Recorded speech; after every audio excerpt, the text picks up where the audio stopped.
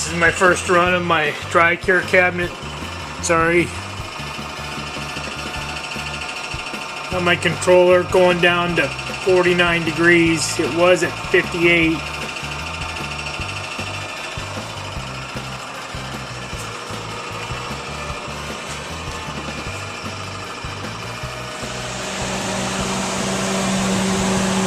Temperature's dropping.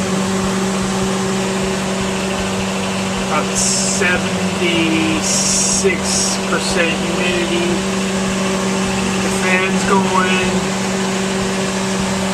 I'm going to be plugging my humidifier in here in just a little while. I think I'm going to redo that box and go with a water type box. Everybody says that this box will be okay, but let's try it the first time, see how it works.